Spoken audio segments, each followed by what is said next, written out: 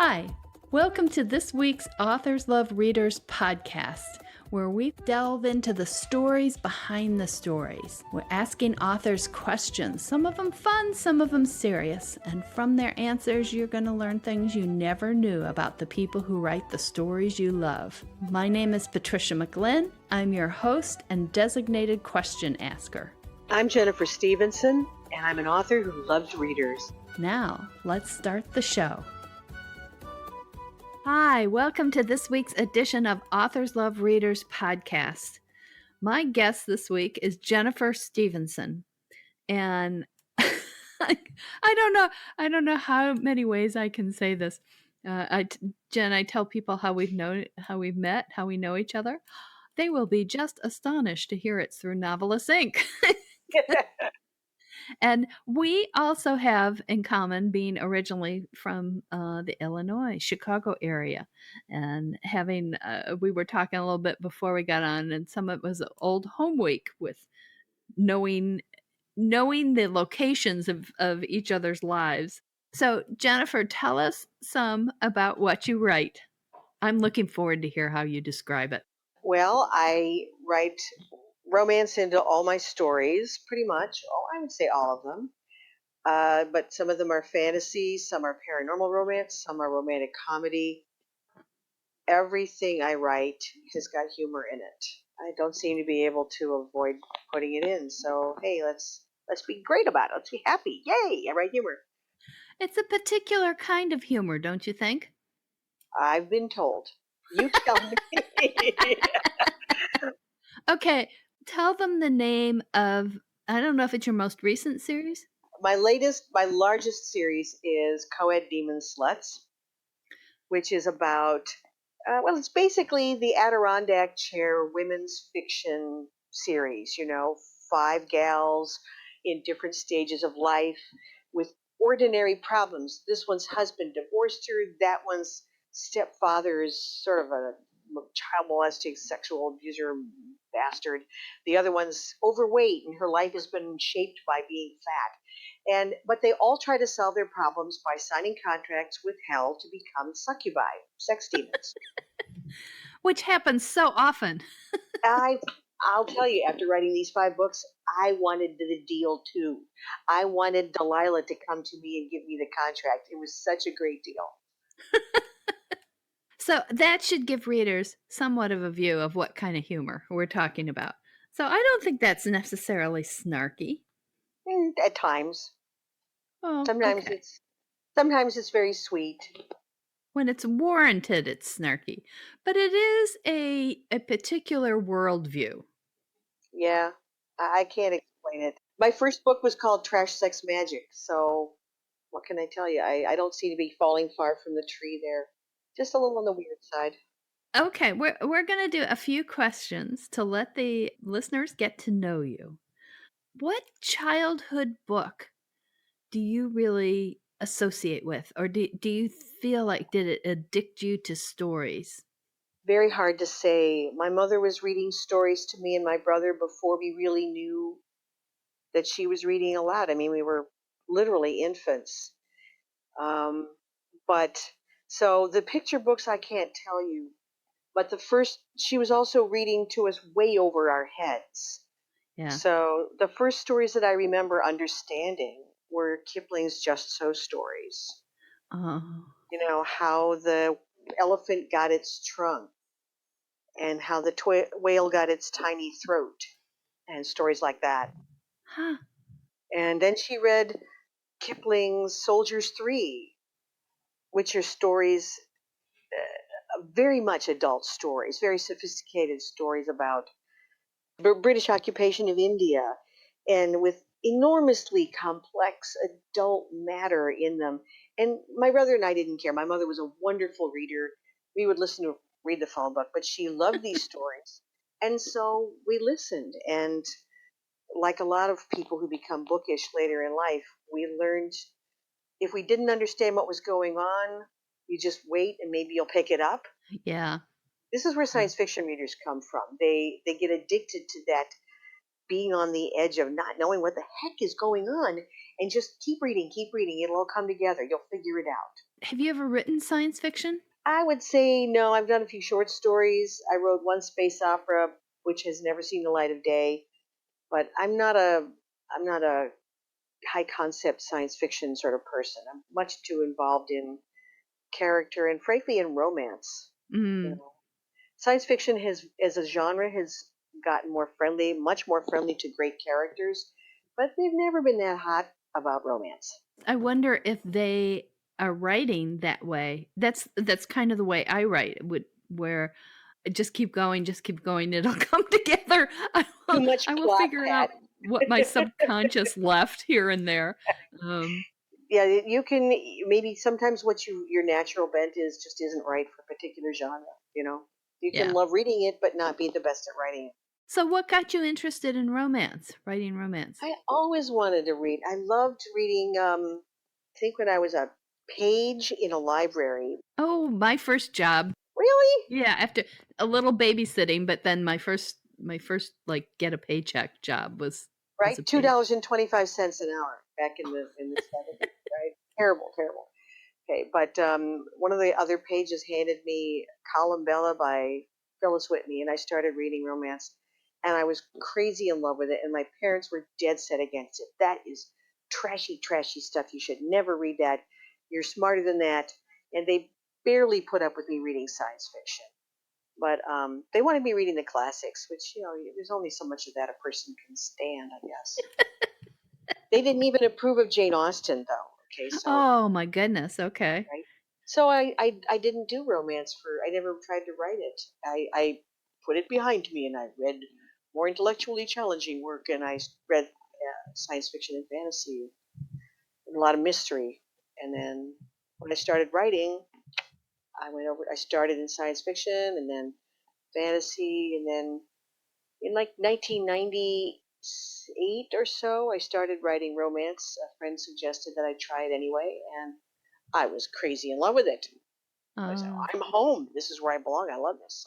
I was also pretty much brought up on the classics, although Jane Austen did qualify. Um, Oh, and I never read a mystery until I was out of college, and but you're so plot oriented. a friend from grad school said, here's an Agatha Christie. And wow, okay. And I started reading mysteries, and then when I tried writing, and then I was sort of introduced to romance that way. And one of my reactions was, okay, this connects to me, and this makes sense of why I liked the peace part of War and Peace. And I didn't care about they were having another the battle, Mm-hmm. so Yeah, what? Get back to the people and the relationships and the emotions, and that's what I really wanted.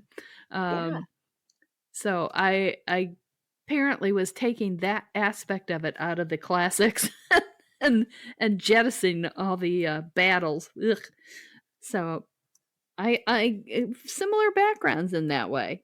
yeah. Um, okay, before you started writing, and you had these stories that you were exposed to, or movies, or stories in whatever form, did you rewrite them in your head? Did you change Oh, the yeah. end? Oh, okay. When I watched television, my parents we bought a TV rather late. So I was probably 12 when we first got a TV and we started watching TV all the time. My dad was addicted to cop shows. We watched Bonanza. Oh, I was so angry the first time I became aware that the actors on the screen are not the characters is when Parnell Roberts, who played brother Adam Cartwright on Bonanza, he left the show because he wanted more money and they wouldn't pay him more money. And when I found that out, I was so mad at him. I started writing a space opera and I made him the bad guy.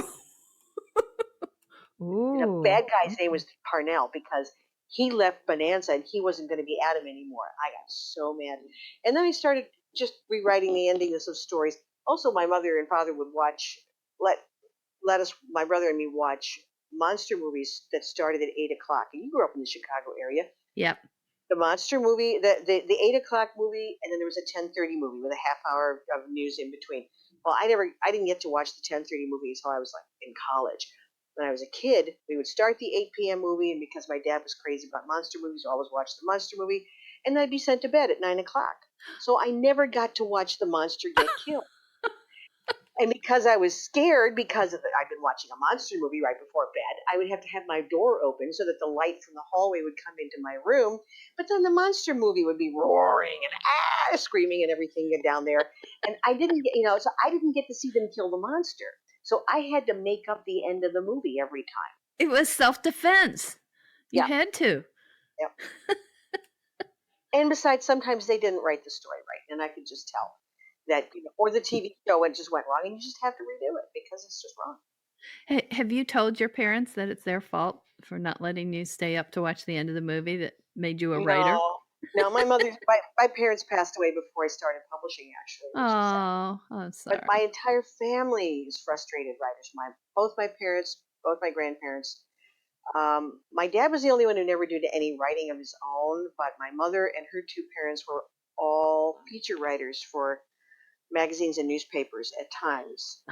And all of them were frustrated novelists and frustrated poets, and all of their ambition funneled down onto my head. So I was born literally to be a writer. I was in the womb, I was destined to be a writer. Did you know that from an early age, or did you resist it? No, resist your I was for destiny? it. Because we were all story crazy, and my mother read to us. And as soon as I was old enough to read myself, I would read also. And here's an interesting thing. She started reading, like I say, she read stories that were way over my head and my brother's head. He was a year younger than me. And she read Rudyard Kipling's Kim, which is an adult novel about a young boy. So it's sort of like Ender's Game, the kind of story where it's written about a young adult, and nowadays it's marketed as young adult, but really it was written for adult readers. And there's a lot of adult material in it that, not in the X-rated sense, but just things that you need to be grown up to understand. So whenever I read Kim, I get layers of it. I say, oh yeah, that's the part I understood when I was 5. Huh. And that's the part, and I'm 5 and I'm reading the story. And then, oh yeah, I got that when she read it to us when we were 7, and she read it again when we were like 10. And then I just took the book out of her hands and started reading it myself every 5 or 10 years after that. So I get sort of layers of who I was then, as well as layers of understanding of the book. It's kind of a book that's got 5 or 6 incarnations. And it's revisiting your memories as well. Yeah, and who was I, and what did I think about it? What did I get about this incredibly fascinating and morally complex story? And so you knew from the very beginning you wanted to be a writer. That's really interesting. I didn't come to it until I think my first ambition was to be a jockey. And then I realized I was too tall in 3rd grade. What? Okay, we need to rearrange that. Yeah, I was always the one at the back of the class. Oh, come on. How tall is too tall? That's such a shame. And well, you got to be pretty short to be a jockey. And then I decided I was going to be the first woman football coach at Notre Dame. So that one still has possibilities, although I have not really built a career there. No. And it was only then that I started thinking, okay. And I didn't initially realize, like you didn't realize that the actors were paid on Bonanza and that Parnell Roberts was a different person from Adam Cartwright. I didn't realize that people wrote books until somehow I found out that Marguerite Henry, who wrote Misty of Chincoteague, lived in Glen Ellen. She did? Yes. And it was right next to the town I grew up in Lombard. And then it was like, a real person? A real person writes this? And then that started the thinking of, well, if real people write these, maybe I can do this. But I think I was a little later on that than you. Wow. When did she live there? Oh God, I'd have to look it up. I was quite young. I don't know. She might have. You know what? We'll have to look that up. Man, now I'm feeling gypped because my mother could have introduced me to Marguerite Henry. Ah, It was just enough for me. It was just enough to know that a real writer lived in the town next door. That was, that is pretty cool. That is yeah, amazingly cool. yeah. Okay, what's your favorite taste? Oh boy, there's many, but I would put chocolate at the top of the list. And on the chance that somebody chooses to ship you quantities of chocolate, which Yes, kind? dark. Okay. Are you? Oh, it's the fellow Chicagoan. Are you a Fanny May fan? I was, but the company, the original owners passed, and then the Yeah. company was sold, and then the people who bought the company redid all the formulas with things like instead of butter and sugar, they put in corn syrup and corn oil, and it doesn't taste the same. But I did have a bad Fannie Mae habit. There was an outlet near me, and I had to drive there on my way to the health club. Okay, yeah, you see where that was going. And Yeah. they used to have factory seconds. So Oh, for a yeah. buck and a half, you could get a half a pound of great Fannie Mae chocolate. And that was not a pretty time for me. Yeah. I used to go, especially when I was in college, and so kind of on my own, but I'd go to the dentist, and then I would celebrate by having Fannie Mae after going to the dentist. Yeah, okay. I Clear get for this. another 6 months. I can have, I totally get this. okay, what's your very favorite Fannie Mae? Ah, boy. That's tough. I guess I don't have a very. I liked the mints. Oh, The mints did were you? good. The chocolate mints. Yeah, Frango But Mints? No, no, Frango is Marshall Fields, sorry. Yeah. I don't remember, to be honest, but I used to eat all of it, Now, you see, know. I still, I agree with you that it is not the level that it was, but I still, Fannie Mae is the best. Uh, So what was yours? Is like turtles or one of those? oh, I love the Pixies. Yes, The absolutely pixie. love the Pixies, especially the dark chocolate Pixies. And vanilla creams, dark chocolate vanilla creams. It's like vanilla ice cream. It's a real test of a chocolate company. How good is their vanilla? Oh, it's wonderful. That I Yeah. just love those. Okay. I need to drag ourselves away from that. Oh, well, I will do one more Chicago thing. Well, I'll probably do more if we get into sports, but I always, I loved Marshall Fields. I have never forgiven Macy's for taking away that name. Even if they bought the store, but to make them Macy's, which is I so know. You blah and know, bland. my Hinky Chicago series is set in Chicago, and I have an alternate Chicago. My alternate Chicago, it is still Marshall Field, not Macy's. Yay! And they didn't tear down the old Kraft cheese building there, Oh, and yeah. all kinds of things that I just said, all right, this didn't happen. This is my universe, and we're doing it my way now. I like it. I like it. That's one of the joys of writing. Yep. Um, and I was thrilled because my second book, no, my third book was set in Chicago, and Ah, at the time it was written, they go to shop, and the original cover from Silhouette Harlequin, had them in front of the water tower, which I was thrilled about, ah, and the woman is carrying a Marshall Fields bag, that's excellent. and they got it right. It looks right. It's got the script. It's the bright dark green color. The artist did a really good job. Apparently, they were not happy with them using the Silhouette people weren't happy with a cover that had a store basically brand on it. Too bad. I was Yeah, come thrilled. on. It was there, you know. So, all right. We're going to go into much Chicagoanism here. Yep. And I'll just say this. I grew up in Lombard, which is the lilac village. Do you know that? Second No, largest I did collection not. of lilacs in the world at one point. Yep. Oh my God, I Yeah. had no idea. And the Lilacia Park. Oh, big deal. It is, and there were busloads of people, garden clubs would come in the spring when the lilacs bloom, and I would be asked if I was a native lilacian. Well, Yep, obviously, yep. and you are. And then I went, okay, I'll ask you, what's your favorite color? Green. Green. A specific shade? I like the olive greens and the chartreuse greens, the extreme yellowy greens, Yeah. but any kind of green, basically. I like nature, and I relate very much to it.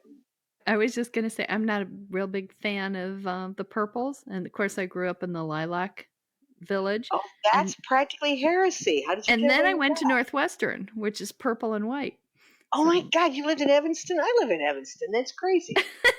well, I lived there at Northwestern on the campus, and then one summer I was in an apartment with some other people. Um, it was a very interesting experience. Evanston is a cool place. Evanston is the first suburb north of Chicago on the lake. You can walk across the city line. Yeah, yeah, yeah. And then the North Shore, the suburbs above Evanston are they still as swanky as they were? Yeah, I would say so. And Evanston has its smug spots. You know, when we moved in, we got a sweatshirt from our realtor that said, "We've got it good in Heavenston." I thought that was a little on the smug side. You know, we have the largest high school in the state and possibly in the country. And it is a very, very cosmopolitan place. Our gangs are integrated. Oh, That's the you're kind of place bad. Evanston is. That's how Evanston is. I love it though. It's a very lovely place. And it really is multinational and Yeah, fun and yeah. interesting, and yeah, good things. What do you think the town's relationship is with Northwestern? It's similar to town gown pretty much anywhere. You know, they would like Northwestern to pay taxes. Well, good luck with that. But Northwestern brings in a very large tax base, and Hmm. we're local to that is to say, you know, the students Are spending money. Yeah. they're spending money and they're buying apartments. Actually, you know, it's a thing now. This is how rich people are nowadays. I mean, I had student loans and all that, but parents are buying their kid a condo, Oh my gosh. and the kid lives in the condo for 4 years of college. And at the end of 4 years, the parents sell the condo, and that pays for the kid's college education. Ooh, What it's kind pretty. of a world do we live in? This is like, oh my God, really? Well, actually, that's a good financial plan. I It had is. such a good time living on campus, though. I really Me had too. I had a Me ball, and I would not have missed that. too. That's the independent life. It's somebody cooks your meals for you. Isn't that rock? Ooh, I wouldn't. Maybe I can go back to to college, Right? and I've always we could just skip all the classes and sit and be in the room and write. Yes, I've always Yeah. thought that if I ever made a serious amount of money, I would like donate a ridiculous amount of money to the university as long as they let me keep coming to classes Oh, forever. see, I was gonna skip all the classes and just stay in Don't the just room and live in a write. dorm. No, that's not dumb. That sounds like a lot of Well, I'll tell you a secret. I was in a sorority, fun. so Which one? Alpha Chi Omega. Okay, you're Alpha. Okay, so you're in the Brainiacs. Yeah, that's But I will also tell you that we were always in trouble with the national because we didn't know we had to write the words because you had to do certain ceremonies, and somebody from national would come, every year or every other year or something. We'd have to write the words on our arms so, so we could get through the ceremonies. So Oh, it was a great group, really, really wonderful people. Okay. Oh God, we're not getting very far, girl. I have a couple kind of off the wall questions, and you are the perfect person to ask these of.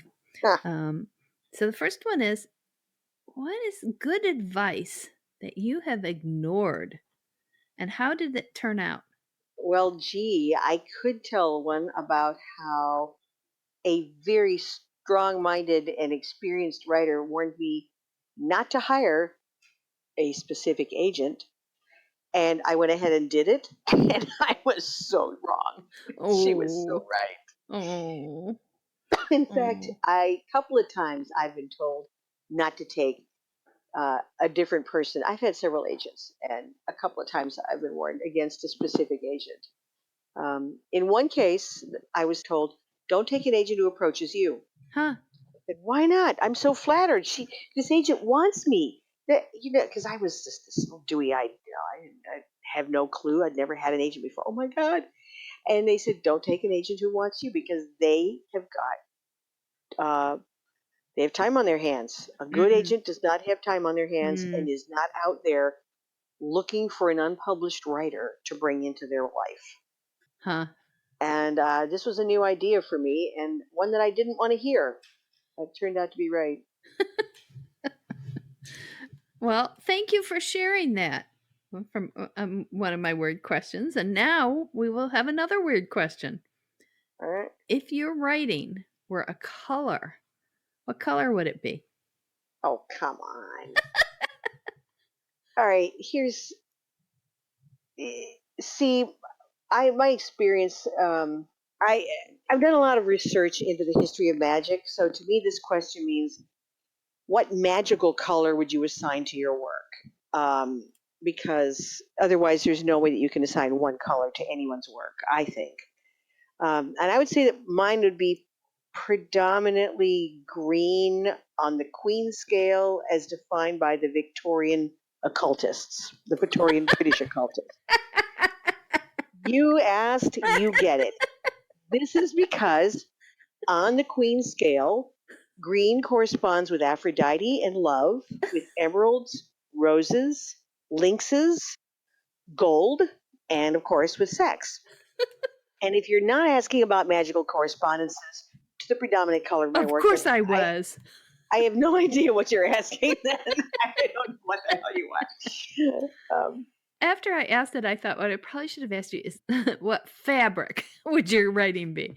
Because I think it would be fluorescent psychedelic paisley. We grew up in the same era. For us, paisley means slippery polyester, and Oh, definitely I don't do polyester. paisley. I think of paisley too as cotton. You know, the cotton blends and Yeah, cotton. there was a cotton paisley kicking around back Yeah. at the dawn of time. I Yeah, like the pattern. I like the variation of the. I tend to like the more subtle ones, though.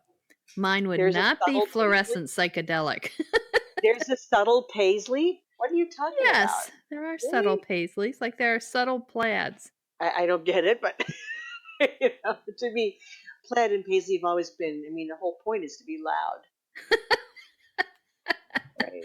Okay, I think if we're gonna have a pull quote, I think that's it for I Jennifer don't try Stevenson. to be loud. You have to understand. I was born loud, but I don't try to be loud. It just Well, you're not loud in volume. that's comforting. You're loud in other ways.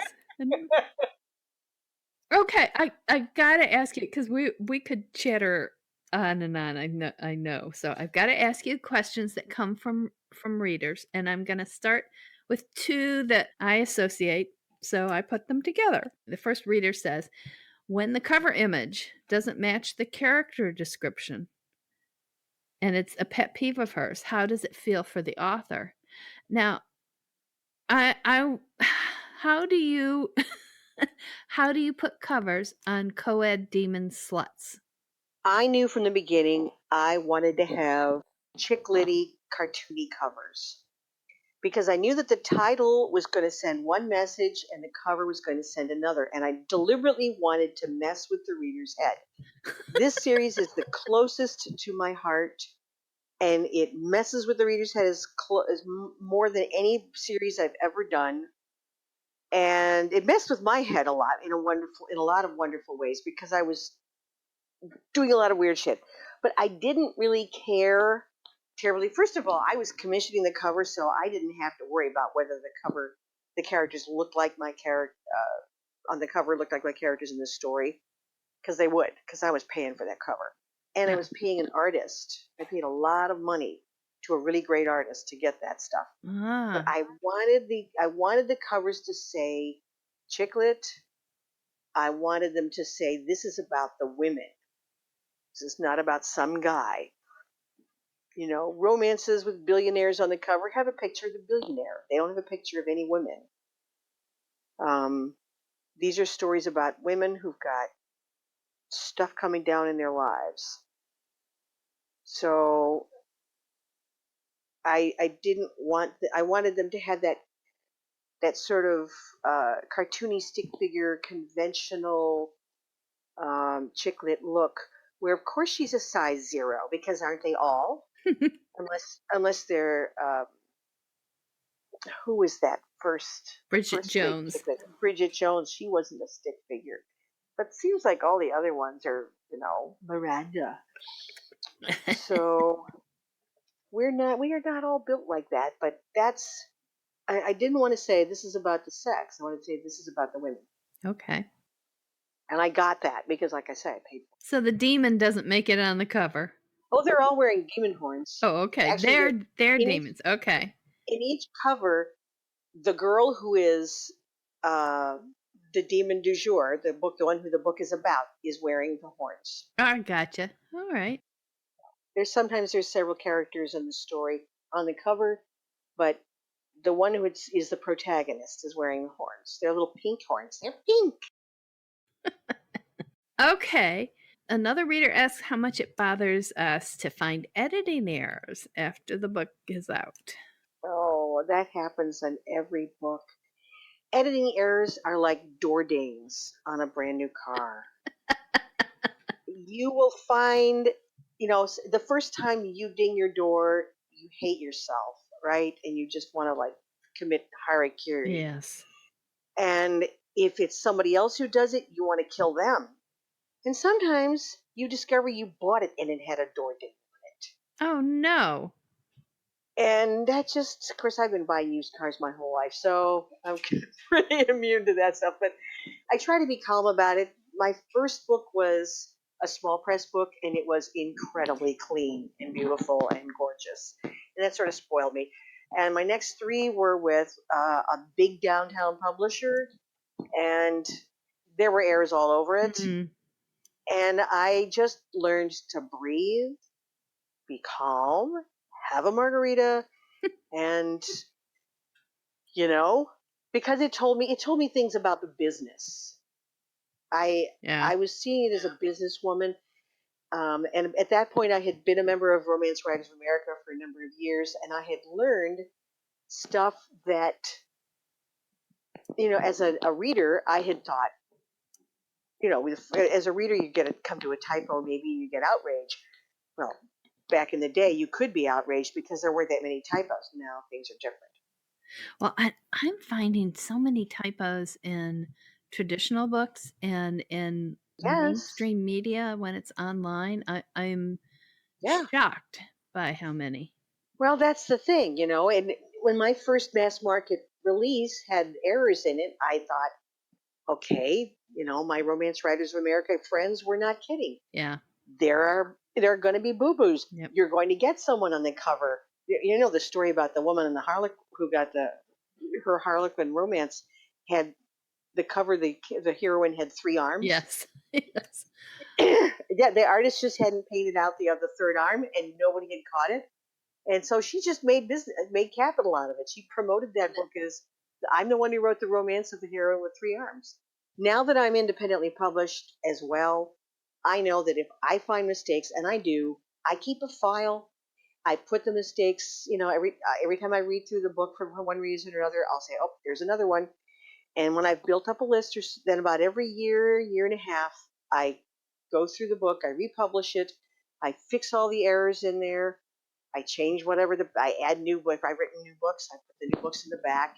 It just goes in with all the other housekeeping that I do whenever you clean up your book at the end of the year. I have the delightful luxury of sending them to my assistant, Kay. So Yay! She keeps track of all those, and especially with the live series, the series where I'm still adding books to them. we go in and update them every time there's a new book because you're going into them. So yeah, absolutely, Right, we you do might as well. all that As fixing. long as you're Yeah. going in there, yeah, fix it. Unless there's a really horrible one, and I have on occasion said, "This, I just can't bear to have this out there any longer with this. Fix it now." And even though it's not very economical, but going crazy isn't economical either. So that's my theory. No. All right. A reader also asks, "Where do your stories come from?" And this is going to be a really interesting question for you. Uh, this reader says that she knows an author who dreams her stories and another where the characters just sort of take up residence in her head. And then she says, "So how are your beautiful stories born?" Oh, that's assuming I write beautiful stories. It is, and I think that's a very nice assumption. So just take it and take it to your heart and hold it there. You write beautiful stories. Well, they come in all kinds of places. For example, my series Slacker Demons, I got the title first because I've been watching a lot of Jud Apatow bro movies, super bad and knocked up in a 40-year-old virgin. And I really love that slacker guy culture he does so well. And I just love it. These five guys living like pigs in this subdivision house and and doing a lot of weed and being idiots and living like undergraduates in their 30s. And I thought, this is really hilarious. So I added the word demon to that. And all of a sudden I had Slacker Demons. And all of a sudden I saw it. I knew it was the same bunch of guys, only somehow they're all gods who are retired from different religions that are now defunct. And they've all got jobs with the Christian hell as sex demons because it's easy work, and they can smoke a lot of dope and meet girls. So boom, there's the whole series just happened in my head with those two words, Slacker Demons. And Coed Demon Sluts came into my head because I had married off all the Slacker Demons at the end of that series, and I had this awesome empty demon lair. This was a big loft space down in one of the neighborhoods in Chicago, and Which there was one? sitting Tell us empty. which neighborhood.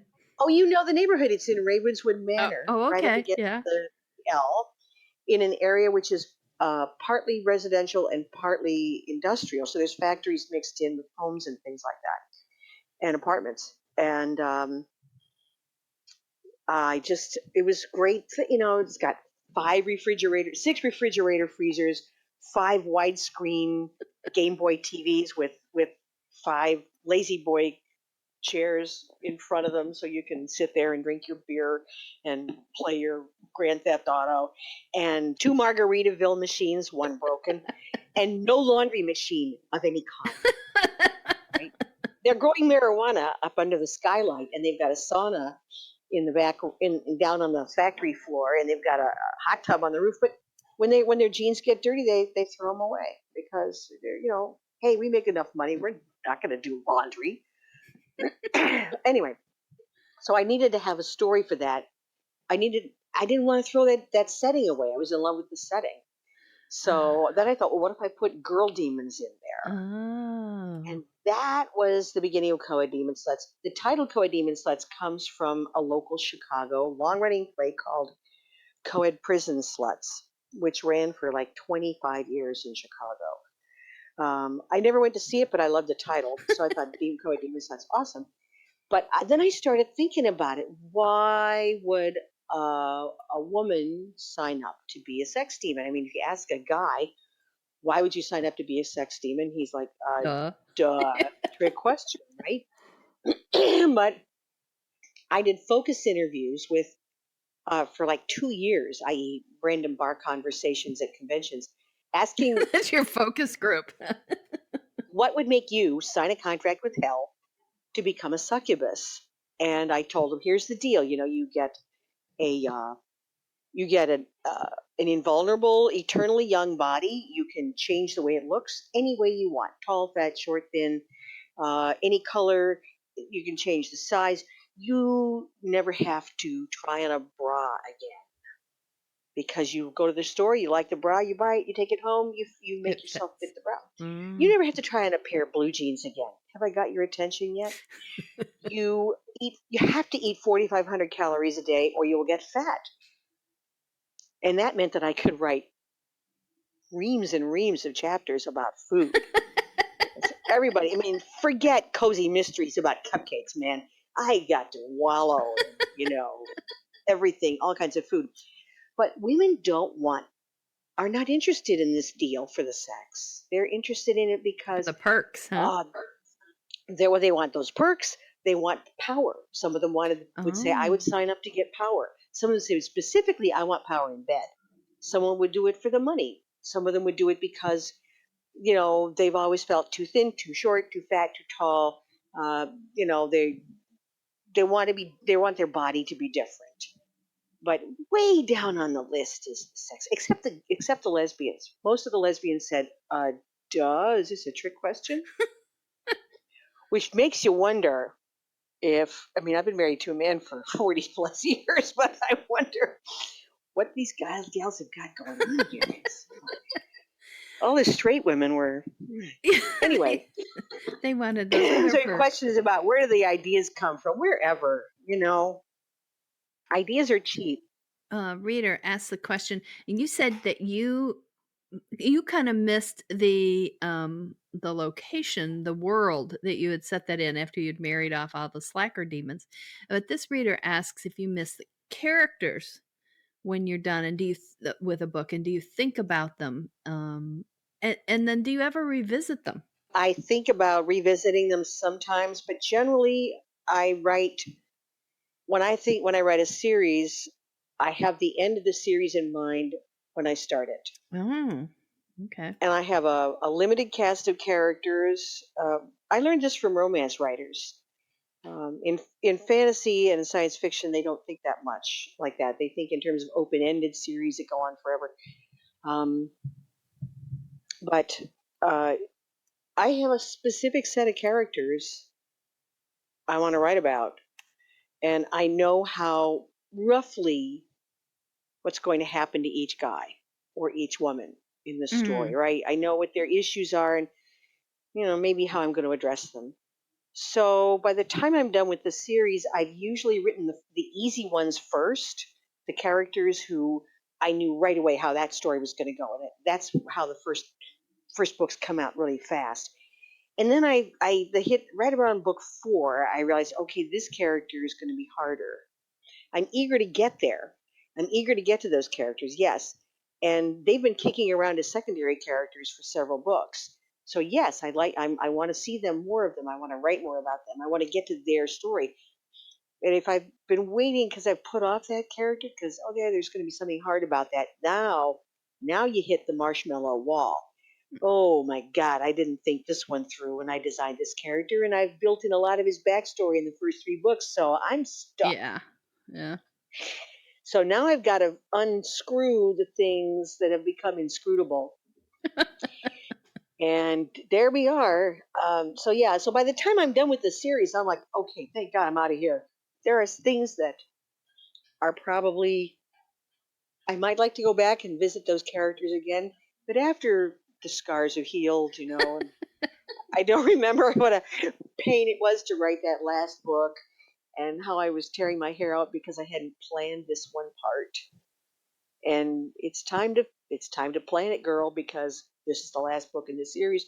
Readers are going to want to know, why did you do that? I should remind everybody that we will have links for Jennifer Stevenson's webpage and social media, and that will help you all find. Those will all be in her books and more about her, and those will all be in the show notes. So that makes it much easier. You can click rather than trying to write something down while you're listening. I always say it's my favorite part. These are rapid fire either ors. Are you ready? Are you strapped in? I'm strapped in. Binge watch or make the watching last as long as possible. Oh, binge. But I might have to wait like 2 years until I get the time to sit down and binge because deadlines, right?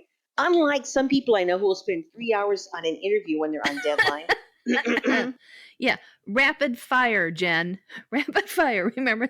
I talk fast. Spring or fall? Oh, spring. Ice cream or cake? Ice cream. Cruise or trekking vacation? Trek. Cat or dog? Cat. Coffee or tea? Tea. I've pained you with these. Heels or slippers? Slippers. Jigsaw puzzle or crossword puzzle? Either one. Jigsaw, I guess. Bananagrams. Appetizer or dessert? Oh, I'm on the wagon now, so I can't have sugar anymore, so appetizer. Daisies or roses? Roses. Hot air balloon or train trip? Oh, train. Leggings or sweats? Leggings. Sailboat or motorboat? Sail. Nail polish or bare nails? Bear. Winter Olympics or Summer Olympics? Summer. Mustard or ketchup? Mustard. Pickup or sports car? Oh, you're really killing me. Sports car. Hiking boots or cowboy boots? Hiking. Opera or show tunes? Ugh. Opera. Day or night? Day. Mountains or beach? You're killing me. All right, beach. God. Paper plates or best china? Paper plates. I smash everything. House decorating or gardening? Gardening. Okay, and now the last. Grab the best first or save the best for last. Oh, I do save the best for last, and that's dumb because life is short. Eat dessert first. Thank you so much, Jennifer Stevenson, for spending this time with us. And it's been a lot of fun. I'm sure the readers have gotten to know you considerably better than they did. I hope so, anyhow. Well, thank you. You've been a terrific interviewer. Well, thanks. And to the listeners, come back next week and we'll have another episode and you'll get to hear another author, get to listen in as we talk about writing and get to know that author better. In the meantime, have a terrific week of happy reading.